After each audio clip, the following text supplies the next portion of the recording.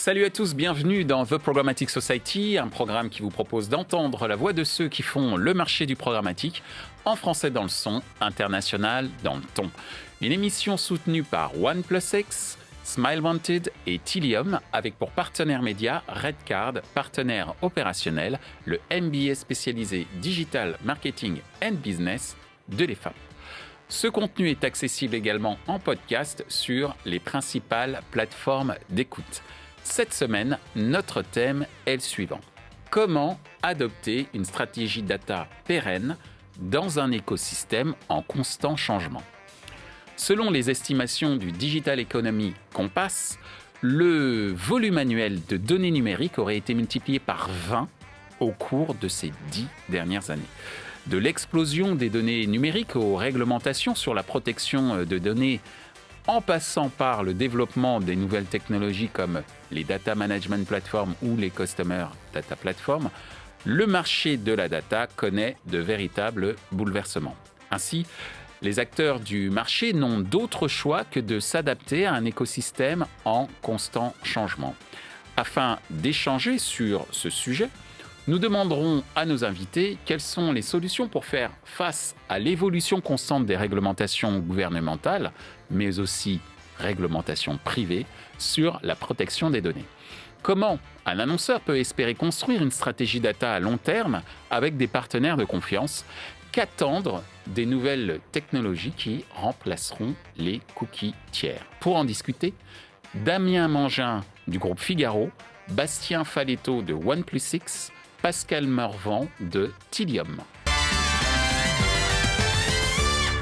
Bonjour à tous, bonjour Bastien. Bonjour. Bonjour Pascal. Bonjour. Bonjour Damien. Bonjour. Bienvenue sur le plateau de The Programmatic Society et on va débuter tout de suite par notre première question. Le marché de la data est en constant changement, tant d'un point de vue business que d'un point de vue légal.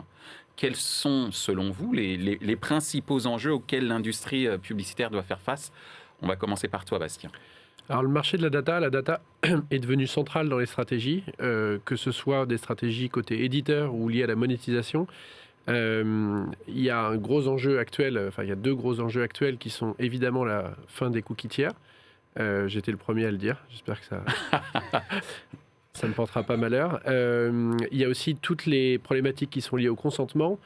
D'une manière un peu plus générale, le vrai enjeu aujourd'hui, c'est d'arriver à continuer à faire du business, continuer à être capable de monétiser, mais aussi en amont, être capable de continuer à qualifier ses audiences, être capable de continuer à personnaliser les contenus pour faire en sorte que les internautes, le pacte finalement que les éditeurs ont avec les internautes soit respecté et que les internautes s'y retrouvent, les éditeurs s'y retrouvent et qu'on puisse continuer à coexister dans cet écosystème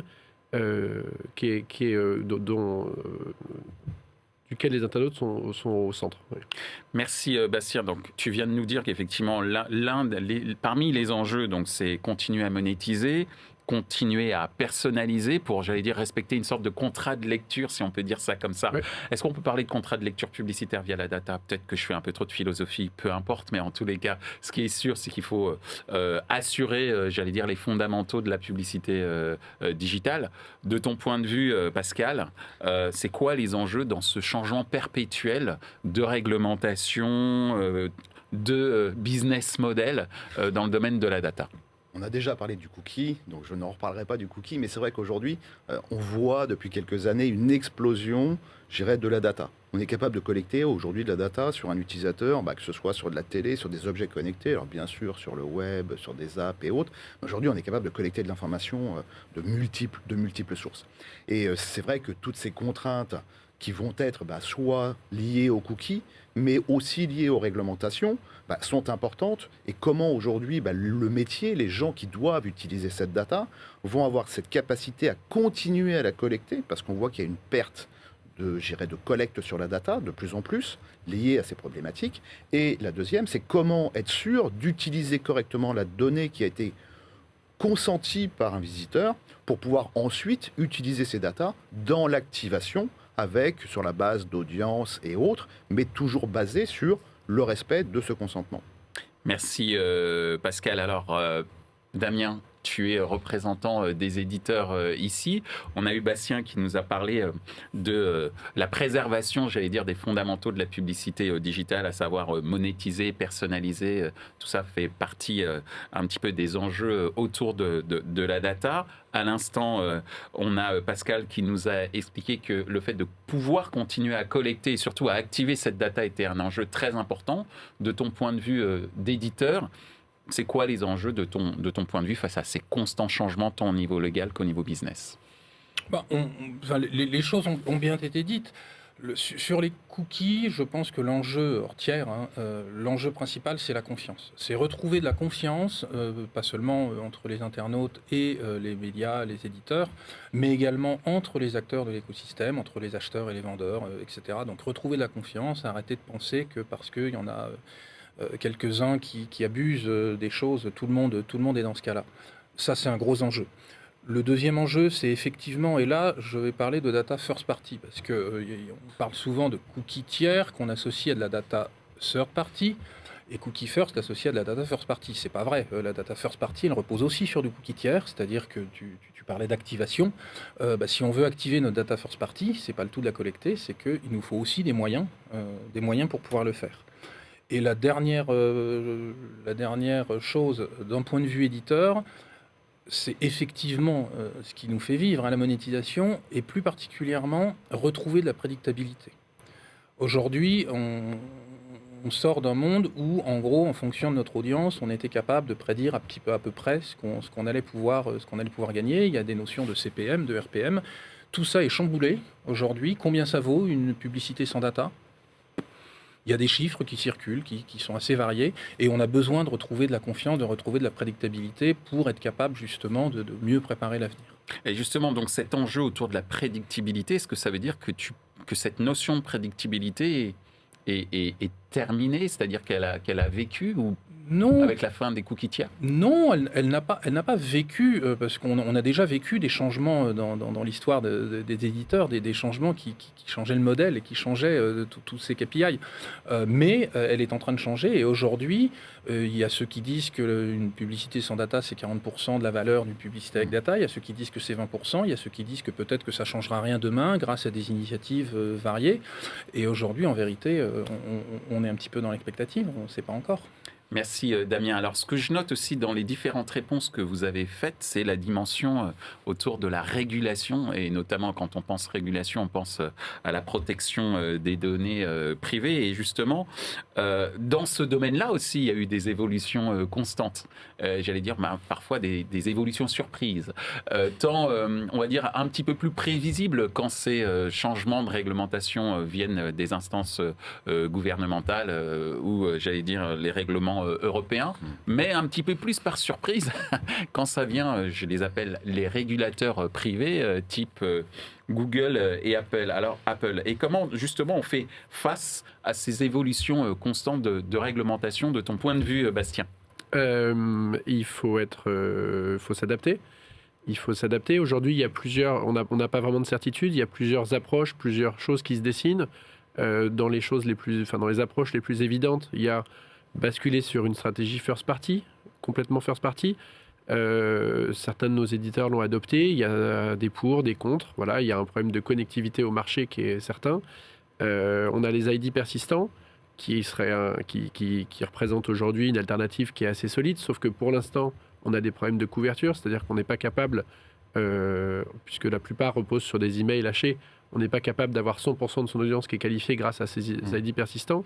De l'autre côté, on a beaucoup d'initiatives qui se font autour du contextuel, ce qui est, à mon sens, plutôt une bonne chose pour le moment, mais le contextuel ne va pas non plus pouvoir remplacer à terme ce qui existe et ce qu'apporte aujourd'hui ce qu'on a disponible sur le marché. Notamment, on a des problématiques qui sont notamment liées à la mesure. Donc l'idée, en tout cas pour une technologie aujourd'hui, c'est d'arriver à s'adapter, d'avoir une approche hybride, la plus souple possible, d'arriver à tester des choses, certaines fonctionnent moins. En plus, pour des sociétés qui sont sur plusieurs marchés, plusieurs pays, on a certaines limites sur certains marchés qu'on n'aura pas sur d'autres. Donc vraiment le maître mot, c'est d'arriver à avoir une approche la plus souple possible, la plus hybride possible. Et finalement, la clé, enfin en tout cas de notre point de vue, c'est d'avoir une combinaison des différentes solutions qui existent. si l'une n'est pas disponible, qu'on ne puisse utiliser l'autre. L'enjeu pour nous, en tout cas pour les technologies, c'est encore une fois de permettre à nos clients de continuer à qualifier leurs audiences, de continuer à monétiser ces audiences-là un peu sans heurts. Enfin, finalement, que ça se fasse dans la continuité et que nous, on s'occupe de payer tous ces pots cassés finalement. J'espère que c'est pas trop cher. Merci, Bastien. De ton point de vue, Pascal, justement, c'est quoi les solutions face à ces changements constants de Je vais rebondir à deux réglementation? choses qu'a dit Damien et Fabien sur le fameux cookie tiers, etc., la first party data. C'est vrai que Tilium, on a toujours été focalisé sur de la first party data. Depuis l'origine, nos clients utilisent leur first party data pour gérer à travers des solutions qui leur permettent de la collecter, mais surtout de la stocker de façon pérenne, non plus dans des cookies. Et c'est ce qu'on a lancé, le concept de ce qu'on a appelé la Customer Data Platform. On a longtemps parlé des DMP qui étaient basés sur du cookie tiers, que sur des cookies. Ce qui est important, c'est que la collecte, d'accord, il faut aujourd'hui, la stratégie, c'est first party. Par contre, la first party data, pour revenir sur ce que tu disais, c'est la problématique de l'activation, puisqu'on a besoin d'aller chercher, d'accord, des fameuses ID qu'on allait lire auparavant en third party pour pouvoir ensuite l'activer. J'ai besoin d'aller chercher un Google ID, un Aptectus ID, un MediaMat, etc. Eh bien, il existe aujourd'hui des solutions de ne plus passer par le navigateur, mais de le faire en serveur-to-serveur, qui permet d'aller appeler des services pour collecter et non plus stocker dans un cookie cette information, mais de la stocker de façon pérenne en base de données dans une Customer Data Platform pour ensuite être capable d'activer cette data vers l'ensemble de l'écosystème AdTech ou MarTech. Donc, si j'entends ce que tu me dis, la solution aujourd'hui pour pouvoir gérer ces évolutions constantes de réglementation, c'est la CDP ? Si je dois résumer... En tout cas, c'est pas forcément la CDP. Je pose la question naïvement. Je pense que c'est la quatrième question. Non, mais... je pense qu'aujourd'hui, une des premières briques, c'est de passer en serveur-to-serveur pour s'affranchir de ces problématiques, en tout cas sur le web, de toutes ces problématiques de third-party cookies, de tags, où on a besoin d'aller chercher de l'information ailleurs que dans son écosystème first-party pour pouvoir ensuite faire de l'activation. Et c'est plus le serveur-to-serveur qui va aujourd'hui être la réponse, en tout cas une première partie de la réponse, parce qu'il y a aussi d'autres mécaniques qui vont permettre de s'affranchir de ce fameux cookie tiers. Merci Pascal. Alors Damien, on vient de voir que à travers les dires de Bastien et de Pascal, on a parlé d'ID persistant, de contextuel, de first party, très souvent, de mesures aussi, et surtout de souplesse. Alors justement, de ce point de vue-là, côté éditeur, quelles sont les solutions que toi, tu as vu poindre pour justement évoluer face à cette... s'adapter plutôt, face à cette évolution constante de la réglementation. On a vu tout ça, et puis je pense qu'on en verra encore beaucoup d'autres dans les 2 ans à venir. Alors, la première chose quand même, sur l'évolution de la réglementation, j'espère, on touche du bois, que là, la CNIL vient de sortir ses recommandations donc, applicables à partir du 1er avril. On espère quand même qu'au niveau réglementaire, les choses commencent à se tasser un petit peu et qu'on commence à avoir une base sur laquelle se reposer. On sait qu'il y a e-privacy qui doit venir, mais on commence quand même à arriver dans une phase de stabilité, en tout cas on l'espère. Nous aujourd'hui, en tant qu'éditeur, la première chose c'est ne pas se tromper de combat. Tout ce qui a été dit est vrai. Maintenant, nous aujourd'hui, on a des combats du quotidien. Par exemple, le taux de consentement, c'est une solution. C'est-à-dire, si on arrive à le maintenir à un niveau élevé, on aura moins de problèmes avec tout ce qu'on vient de dire à côté. Donc, ne pas se tromper de combat et ne pas inverser les phases. Tester beaucoup de choses. Tout ce qui a été dit, c'est les ID centraux, c'est effectivement, alors la collecte, on la collectait déjà, mais c'est comment on l'active mieux, ne pas mettre tous nos œufs dans le même panier, se doter de bons KPI de résultats, c'est quelque chose que les éditeurs ont parfois du mal à faire, vu les grands nombres qu'on manipule. Être créatif, c'est une solution également. Donc créatif dans la collecte du consentement, on l'a vu en France, il y a eu des initiatives qui ont abouti à des choses comme le continuer sans accepter. Créatif sur, par exemple, l'usage de l'IDFV en remplacement de l'IDFA, si on parle du monde applicatif qui est important également. Créatif sur le modèle. donc registration wall, etc., sur également les contenus. On peut imaginer, on a parlé de contextuel, donc le contextuel, on vient vite au sémantique. On peut avoir des contenus plus adaptés que d'autres à ces formes de monétisation. Donc voilà, il n'y a pas de solution magique. Donc nous, on est très à l'écoute en termes de technologie, puisque le terme a été prononcé. On fait très attention à ne pas s'enfermer. On veut des choses qui interopèrent entre elles. On ne veut pas de wall garden technologique. Les solutions miracles qui font tout, on n'y croit plus. Donc on a besoin de rester extrêmement souple, d'avoir une garantie de pouvoir que nos solutions échangent entre elles, qu'elles se parlent. Et voilà.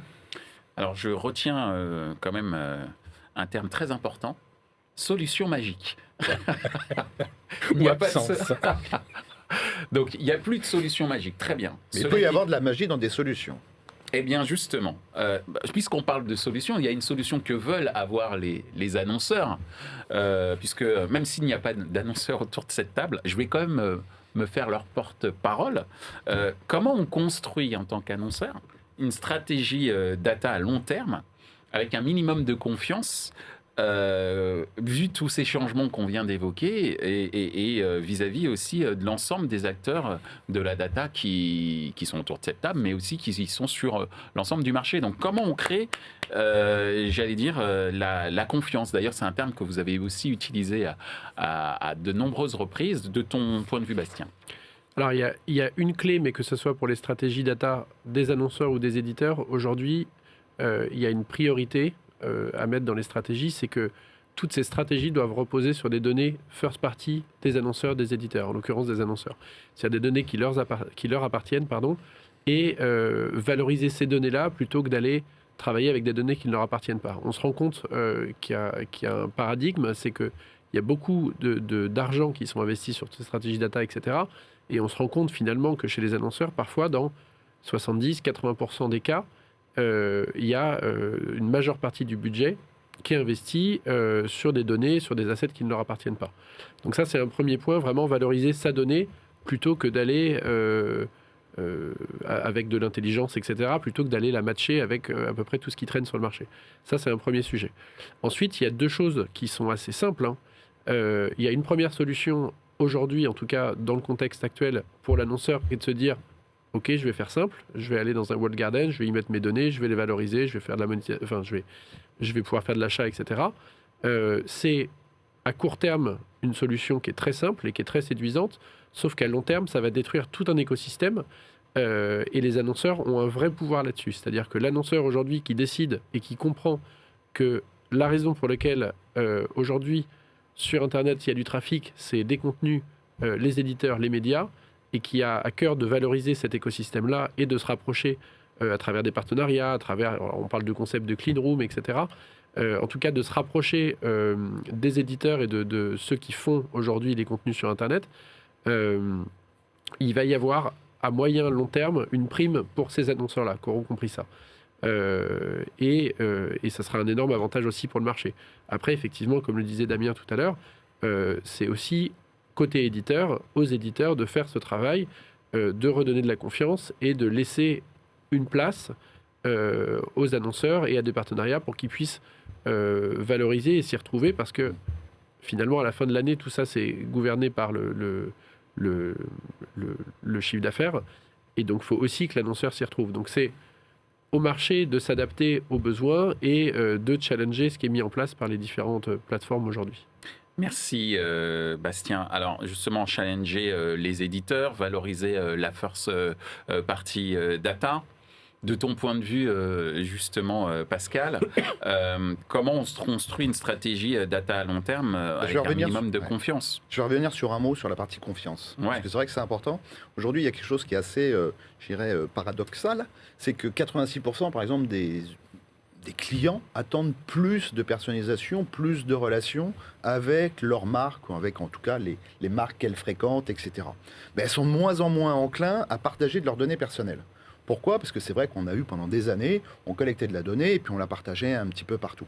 Donc je pense que c'est vrai que c'est le premier point, la first party data, c'est de bien s'engager vis-à-vis de son client, en tout cas pour un site web, que la donnée ne restera que chez la marque, qu'on ne va pas aller la partager avec d'autres gens, et qu'on va lui faire des promesses, parce que souvent on leur demande aujourd'hui par catégorie, est-ce que vous acceptez qu'on fasse du display, de la personnalisation, etc. Mais il va avoir respecté cet engagement. Ce n'est pas uniquement l'engagement de la collecte et de l'usage, c'est d'arriver aussi à montrer que cette donnée que l'utilisateur a accepté de partager avec une enseigne, eh bien que cette enseigne l'utilise correctement en créant des bonnes audiences, des bons contenus et arriver à personnaliser réellement l'expérience du client. Sinon, on va être déceptif et le client très rapidement va, puisqu'on doit aujourd'hui, on peut modifier ses souhaits de collecte, on peut les changer à tout moment. Si on n'arrive pas à produire ou à rendre cette promesse pour l'utilisateur, il va changer et il va dire « je ne veux plus qu'on collecte de la donnée sur ma navigation » par exemple. Moi, ce que je comprends, Pascal, sur ce que tu viens de dire, c'est qu'il faut que l'annonceur ait en face de lui un partenaire, qui soit technologique ou éditeur, et on va en venir dans quelques instants, Damien, que ce partenaire lui donne la preuve que la personnalisation des messages pour qu'il puisse toucher les cibles qu'il souhaite, que cette personnalisation soit là, dans le cadre, j'allais dire, d'une stratégie data, ou en tout cas même de data qui respecte, on l'a vu, les réglementations, qu'elles soient privées ou publiques, entre guillemets. C'est bien ça ? Ouais. Damien, alors, justement, on vient de parler de personnalisation, mais on a beaucoup parlé de first party data, et c'est un enjeu quand même premier pour les éditeurs. Comment, toi, tu penses pouvoir convaincre et donner confiance aux annonceurs d'exploiter leur stratégie data au sein de l'écosystème Le Figaro, par exemple ? Venez nous en parler, ça va très bien se passer. L'appel est lancé. C'est déjà le cas. Bien sûr, quand on parle de confiance, la première chose qui moi me vient à l'idée côté éditeur, c'est tout ce qu'on appelle la brand safety, etc. C'est-à-dire que toutes ces mouvances juridiques, toutes ces mouvances, elles peuvent aussi amener du bien. Depuis le début, on a beaucoup parlé de perte de confiance, on a beaucoup parlé de choses un petit peu négatives. Il y a du positif aussi. On peut retrouver une envie de respecter dans les conditions dans lesquelles l'utilisateur a donné sa data pour effectivement, comme tu le disais, la partager de manière extrêmement dans le respect de ce qu'il a voulu, mais peut-être avec beaucoup plus de valeur ajoutée. C'est-à-dire peut-être, je ne dis pas que ça a été beaucoup fait, mais ne pas la brader, ne pas considérer que la data, c'est que des grands nombres, que de la quantité, et revenir à des approches beaucoup plus qualité. Et donc voilà, je pense qu'il y a vraiment effectivement des choses à faire dans la maîtrise de la donnée annonceur. On sait que c'est la donnée la plus précieuse. Nous, éditeurs, on a de la donnée qui peut complémenter cette donnée. Je pense qu'on peut vraiment faire des choses à nouveau. On peut être très créatif sur la manière de l'utiliser, dans le respect, et là je ne parle même pas de confiance, c'est vraiment du respect de la raison pour laquelle leur acheteur ou leur visiteur a donné cette donnée. Merci Damien. Je retiens le fait qu'il faut faire évoluer, ou en tout cas il y a des choses à faire dans la maîtrise des données. C'est ce que j'entends dans ta dernière intervention, et justement ça me permet de faire la transition avec notre dernière question. S'il y a des choses à faire dans la maîtrise des données, qu'attendez-vous des nouvelles technologies qui remplaceront les cookies tiers ? Bastien. Alors, la première chose, c'est que la disparition des cookies tiers, on est dans un énorme chambardement avec l'annonce de Google, mais c'est quelque chose qui n'est pas complètement nouveau. C'est-à-dire que ça fait quelques années, ça fait 2 ou 3 ans que d'abord Apple, puis Firefox ont supprimé effectivement l'utilisation des cookies tiers sur le navigateur. Ce qui alertait pas, finalement, on a fait un peu l'autruche, ce qui alertait pas une grosse partie du marché, mais ce qui représentait encore, sur le marché français, ce qui représentait quand même environ 30% des audiences. Enfin, je ne sais pas, Damien, si tu confirmes ça, mais ça fait quand même déjà depuis quelques années que les éditeurs n'ont pas, 30% de leurs audiences qui n'arrivent pas à monétiser, qui n'arrivent pas à toucher, à qualifier. Donc c'est un souci qui est pas vraiment nouveau, qui est évidemment accentué par l'énorme part de marché de Google, comme souvent. Mais donc, il y a beaucoup de technologies qui ont commencé à travailler sur ces sujets-là il y a quelques années. Aujourd'hui, on est dans une approche qui est assez pragmatique, en tout cas on essaye de l'être. L'idée, c'est d'arriver à découper ce qui est disponible et ce qu'on peut faire à court terme, à moyen terme et à long terme. À court terme, ce qui est disponible, on l'a évoqué tout à l'heure, ça va être une stratégie first party avec des qualités et des défauts, les ID persistants, sur le marché français, puisqu'elles sont souvent liées à un email avec des match rates qui ne sont pas forcément suffisants pour continuer à faire des campagnes et à avoir autant de couverture. Le contextuel, qui fait son grand retour, on a plaisanté beaucoup autour de ça, mais qui fait son grand retour et qui va venir en tant qu'incrément. Je pense qu'il y a aussi des solutions moyen-long terme qu'on va commencer à tester. On parlait de toutes les solutions qui vont être mises en place autour de la Privacy Sandbox, on parle de Flock.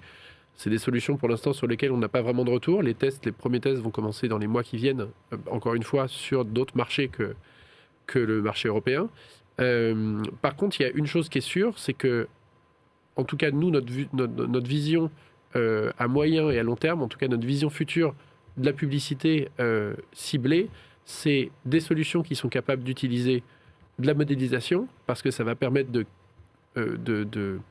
valoriser cette donnée first party et de prédire. Finalement, on a toujours besoin de couverture. C'est le premier indicateur sur lequel, au final, les annonceurs s'appuient, c'est arriver à délivrer une campagne du début à la fin.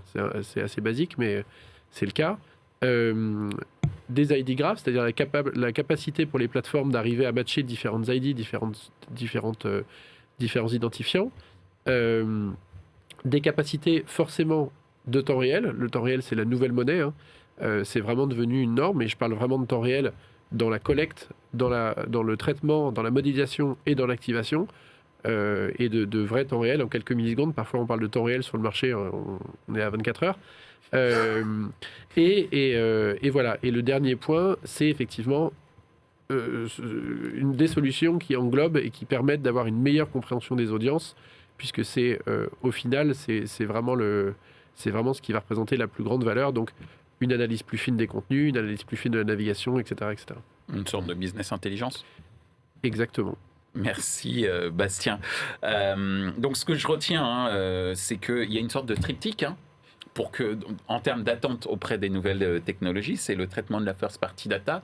J'entends beaucoup parler autour de cette table de ID persistant, qui est un concept encore un petit peu mal maîtrisé, on va dire, par le marché, et puis le fameux retour du contextuel. On va dire que ça, c'est le triptyque philosophique.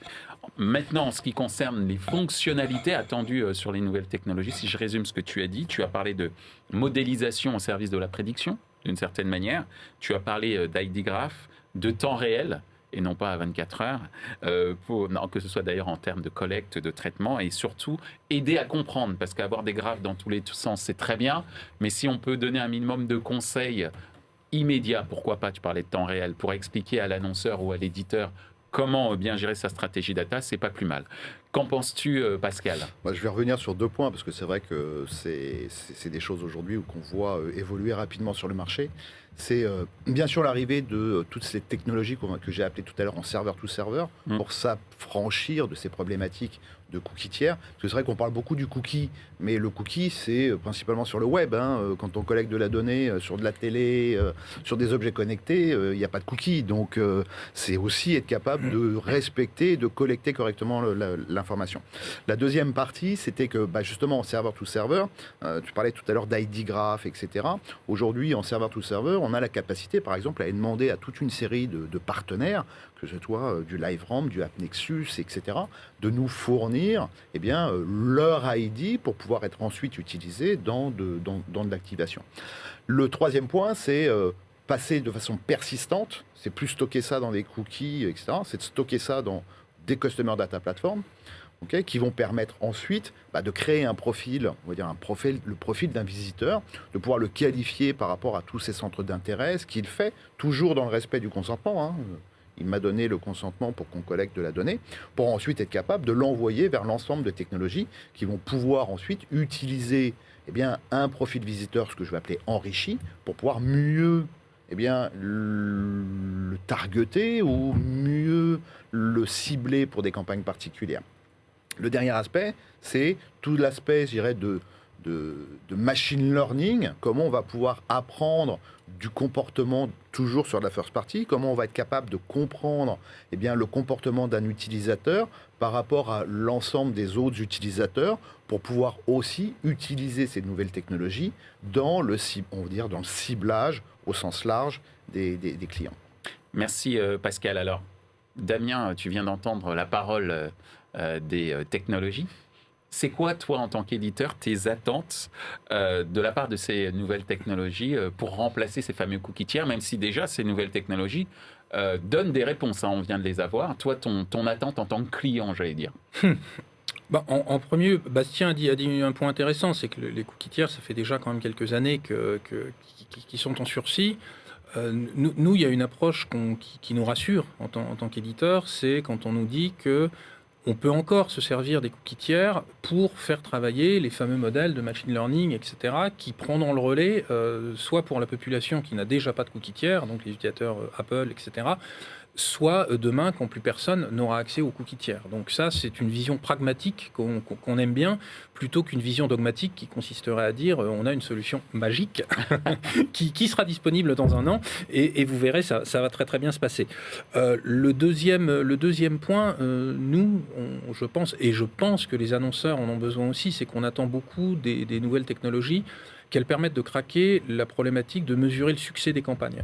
Parce qu'en fait, quand on parle d'abandon du cookie tiers, de non-support, alors que ce soit à cause des évolutions réglementaires ou technologiques, hein, les navigateurs en eux-mêmes, afficher de la publicité, que ce soit en télévision, on pourra toujours. Le gros souci qu'a le marché aujourd'hui, c'est comment est-ce qu'on mesure l'efficacité de ces publicités. Et ça, je pense qu'on a besoin que la technologie nous aide à le craquer. On ne pourra pas le faire tout seul, nous, éditeurs, les annonceurs non plus. On a vraiment besoin qu'il y ait des intermédiaires qui se mettent là et qui nous résolvent ce problème, qui redonnent confiance à l'annonceur pour lui dire, oui, on sera capable de mesurer efficacement ce qu'a rapporté cette campagne de façon à adapter les CPM, etc. Merci Damien, merci Bastien, merci Pascal, de nous avoir expliqué justement comment s'y retrouver quand on veut faire une stratégie data dans un écosystème en constant changement. La modélisation, la prédiction, tout ça, entre guillemets, doit être pérennisé à travers les nouvelles technologies qui certes ne fournissent pas de solutions magiques et qui n'en fourniront de toute façon pas dans le futur, mais par contre ce qu'elles doivent fournir dans le futur, et je reprends tes dires Damien, c'est le fait de pouvoir mesurer le succès. Et on revient sur des notions, j'allais dire, très humaines, très terre à terre.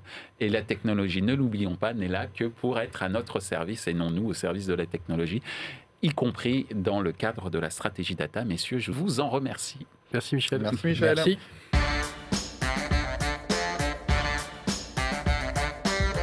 Ainsi s'achève ce débat autour des stratégies data dans un écosystème en constant changement. Ce contenu est accessible en podcast sur les principales plateformes d'écoute. Merci à OnePlus6, Smile Wanted et Tilium pour leur soutien, ainsi qu'à notre partenaire média Redcard, ainsi aussi qu'à notre partenaire opérationnel, le MBA spécialisé Digital Marketing and Business de l'EFAP. Merci également à l'ensemble des équipes d'Altis Media pour la réalisation de ce programme, post-production, traduction et sous-titrage par Uptown.